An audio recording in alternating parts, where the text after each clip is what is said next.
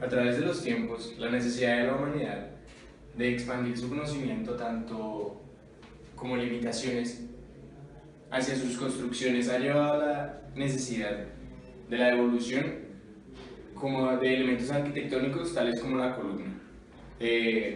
Esta columna se lleva utilizando desde los años 2600 a.C. Las primeras columnas que se realizaron fueron de piedra y pues en esto se basa prácticamente la introducción. Los objetivos de nuestro proyecto son mostrar los tipos de carga a los cuales el elemento estará sujeto, realizar un estudio del comportamiento estructural y los materiales empleados, resumir los métodos efectuados para el diseño de la columna, expresar los métodos efectuados para la construcción de la misma, construcción de la maqueta de una columna y la explicación de los pasos efectuados para su construcción.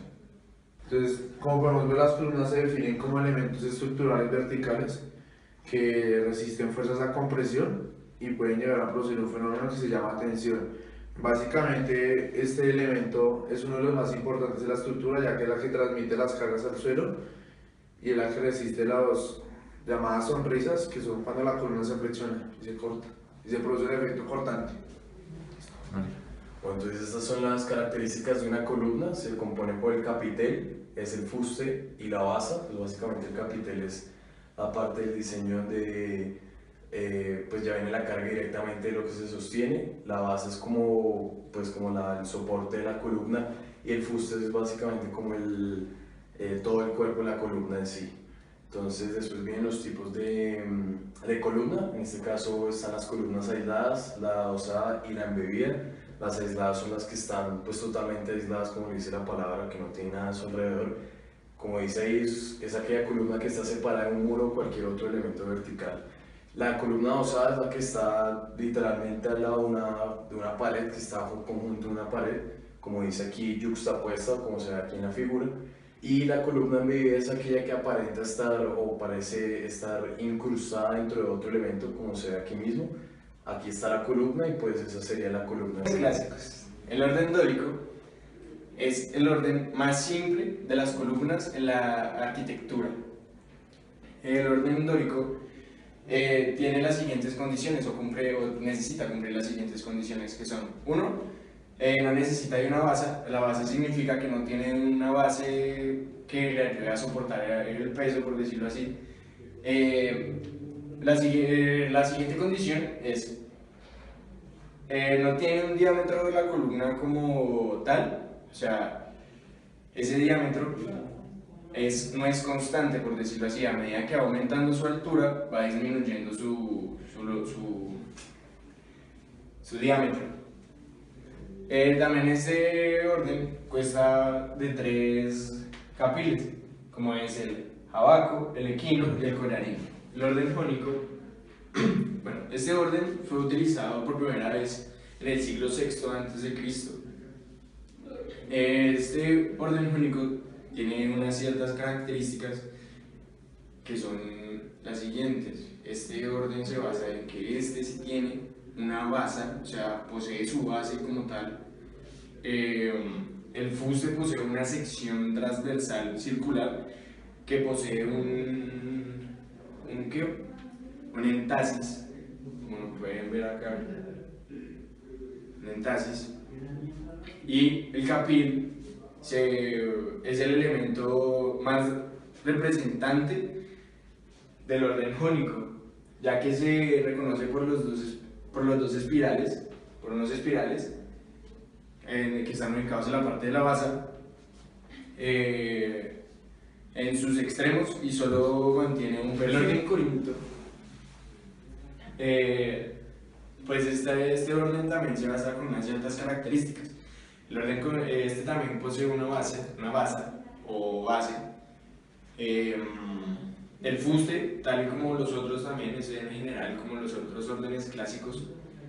La única diferencia, bueno, y también ese fuste tiene una forma muy especial, una forma moldeada, como se puede ver en la figura.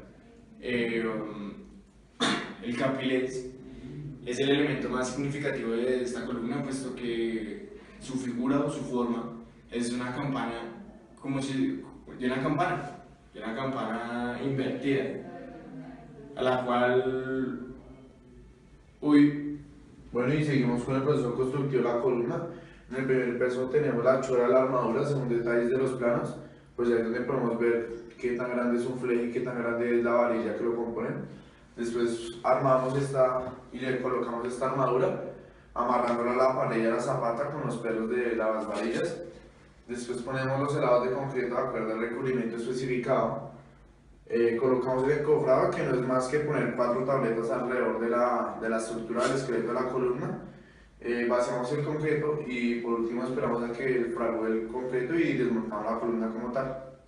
Listo, entonces, bueno, las fuerzas que predominan una columna generalmente se manejan las constantes elastoplásticas, que son los módulos de elastoplásticos, como dice ahí. Primero que todo, expresamos el módulo de Young. El módulo de Young es la elasticidad en la longitud, como se expresa aquí en la figura. Entonces es básicamente la deformación, que sería carga sobre la deformación del material en este caso. Entonces, como vemos aquí, estaríamos calculando esta distancia al despejar la ecuación. De hecho, tenemos que fuerza sobre área es igual a delta L, que es el cambio de la longitud por la longitud inicial del material. Después tenemos el módulo de corte o cizalladura, que es donde más se ven sometidas las columnas en este caso, porque las columnas tenemos en cuenta que al someterse cargas por encima, estas tienden a doblarse generalmente, que es lo que expresamos ahí. El módulo de corte es simplemente la constante elastoplástica, se expresa con la siguiente ecuación, que es la longitud por la fuerza tangencial, que es esta misma, dividido entre la distancia, que sería este mismo delta X, por el área de aplicación de toda la columna. Y pues por último, el módulo volumétrico de compresibilidades, como se expresó anteriormente, las columnas se ven sometidas también a compresión, como se ve aquí en la figura. Generalmente solo es de 2 sitios, que es la fuerza que viene desde arriba y la fuerza del piso, y pues se representa con la siguiente ecuación en este caso, que es delta fuerza sobre área, es igual, es el cambio en la presión, sobre el volumen y el volumen inicial de la figura como tal. Bueno, acá tenemos las deltas y la presión. Hacen que se deformen las columnas en forma de barrilla. Acá tenemos diferentes presiones a las que está sometida la columna, como que está acá, que está en forma de barriga. Este también, pero tiene diferentes puntos de presión. Acá igual, es diferente, son las diferentes formas de flexión que hay. Acá hay otra que está en forma de barriga, pero más se sale sobre la columna, sino que ya es con la otra. Y acá están las demás. Bueno, en las conclusiones podemos concluir nosotros que las columnas se deforman por cargas puntuales, que a medida de los años han cambiado diseños para la columna, siempre se tiene el mismo concepto, el mismo principio. Las columnas es muy importante porque le da resistencia a la estructura sin ocupar mucho espacio.